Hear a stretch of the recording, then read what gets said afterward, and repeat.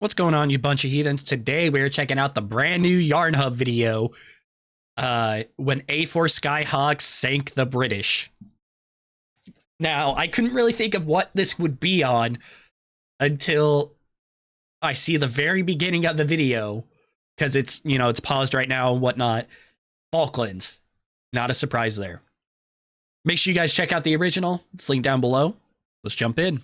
25th of May 1982, and two pairs of Argentinian jets roar low over the Falkland Islands on their way to what could be a one-way mission. They're led by Captain Pablo Carballo, and he and his men are flying old and poorly equipped A-4 Skyhawk jets loaded with bombs. Their mission is to... I mean, to be fair, A4s aren't the worst that they could have. Destroy the British ships HMS Coventry and HMS Broadsword. The Argentinians have captured the Falkland Islands. The Broadsword. I think this is when Broadsword and they need to destroy the ships if they're to hold on to them. The Argentinians. I vaguely remember I vaguely remember the name Broadsword. I'm not positive though. I could be wrong. Know that two ships have moved closer to the islands to cover ground troops. Islands that give them the chance to approach undetected by British radar.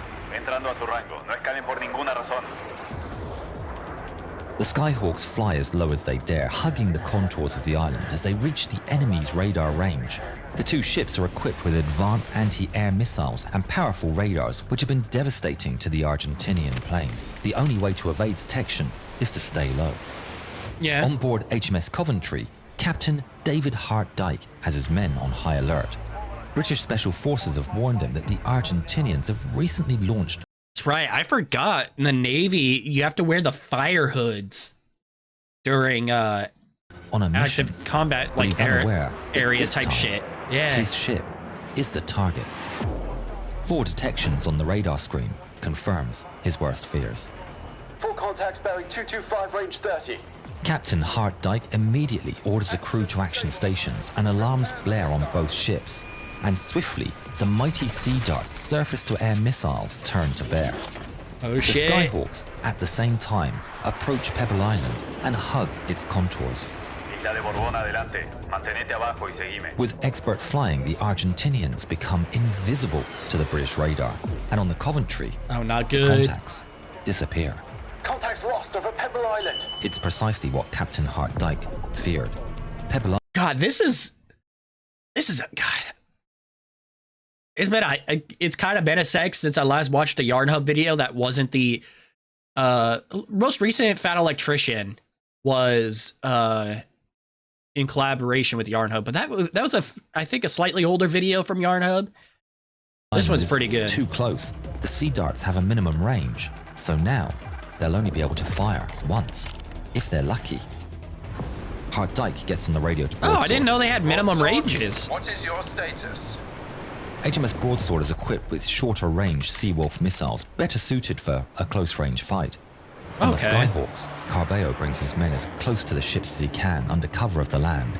His planes have no radar and no warning systems, but at 10 nautical miles distance, they can see the British ships. I didn't know that. I didn't know A4Bs didn't have RWRs or shit like that. So this is... because they seem like they'd be in the era where they'd be getting them. Comenzando el ataque. Buena suerte, capitán. He and his wingman, Lieutenant Carlos Rinque, make the charge and accelerate to maximum speed while skimming the waves. Aboard Coventry, the two Skyhawks immediately light up their radar.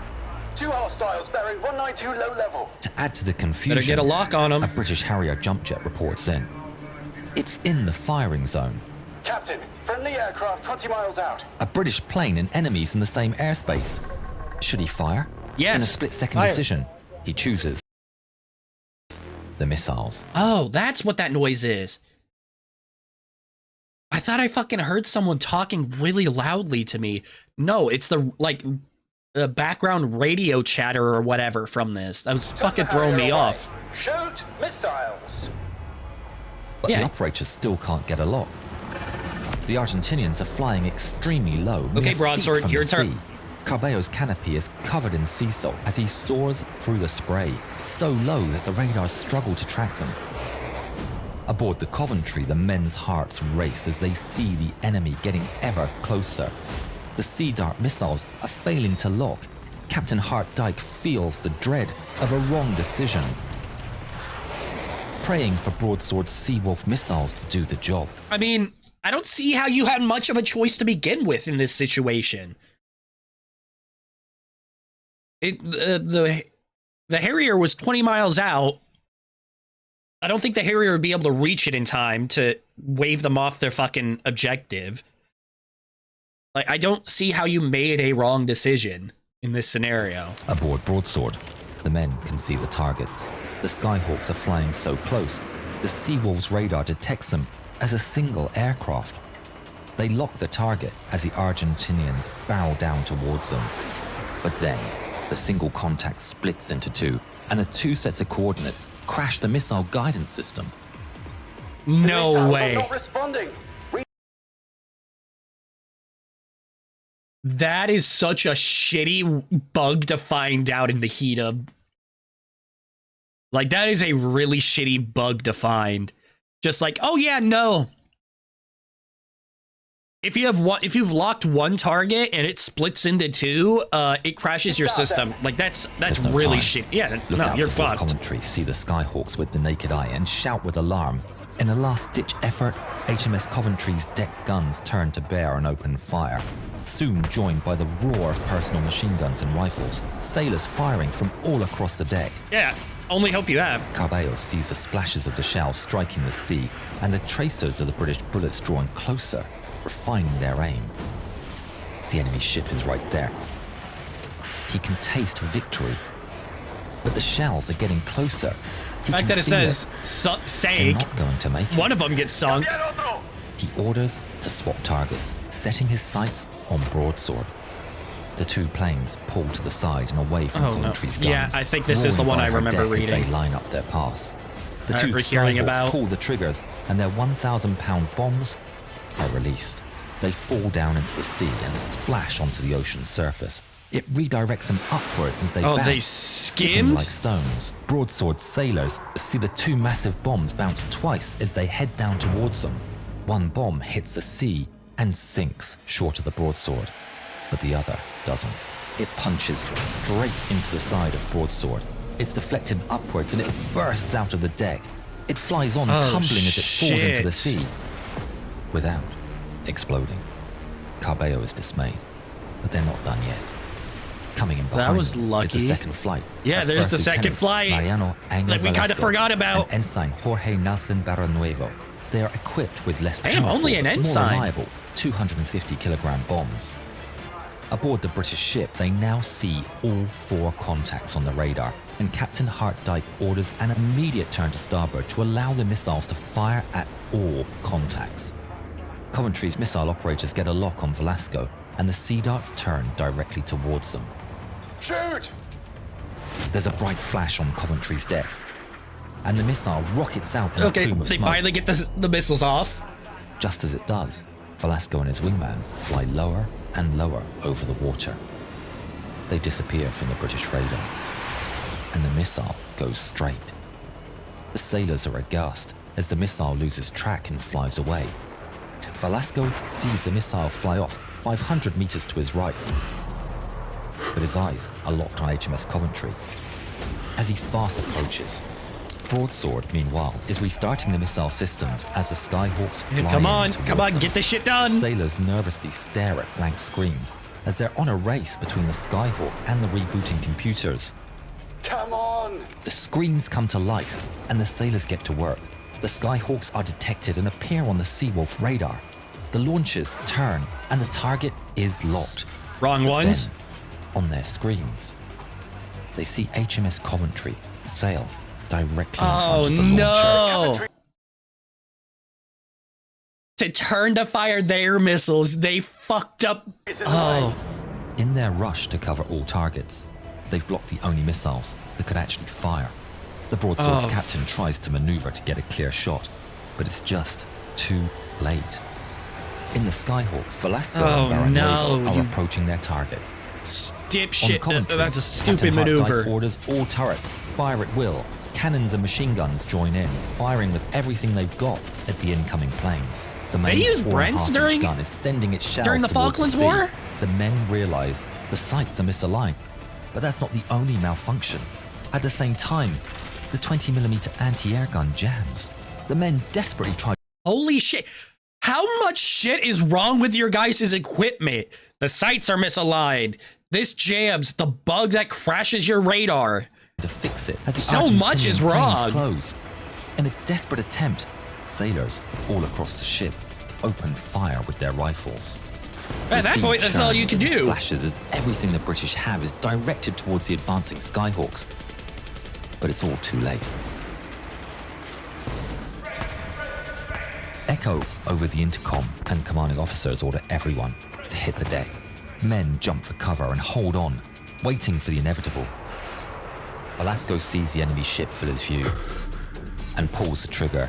His A-4's 20mm cannons are unleashed, spraying a volley of lead across the ship's deck and superstructure. He holds the trigger down as long as he can.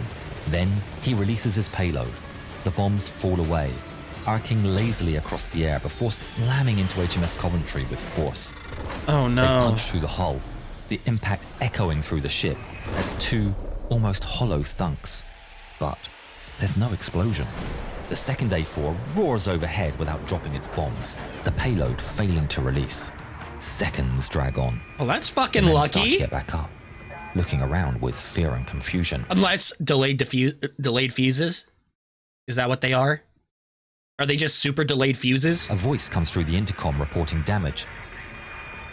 But they never get to finish their sentence. The bombs detonate. That's what it Two was. Huge explosions rock Delayed HMS fuse. Coventry. In the air, the Argentinian pilots are elated to see smoke pouring from the Coventry. They've done it.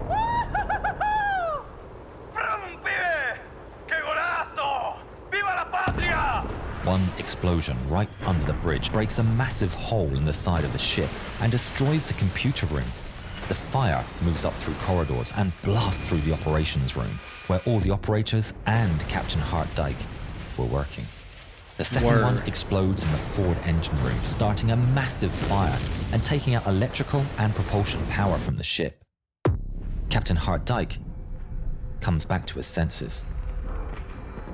He's surrounded by smoke and And that's destruction. why you wear the hoods. Screams fill the air. He tries to see who's making them, but they appear to come from everywhere and nowhere at the same time. He staggers to his feet and realizes the ship is listing. He attempts to use his intercom, but is completely dead. It's no use. He needs to get out. Captain Hart Dyke slowly works his way Time through the to- smoke time to and evacuate. corridors as he listens to the Abandon ship ship. groaning and cracking underneath him. He manages, somehow, to find an exit and emerges into the cool air of the South Atlantic.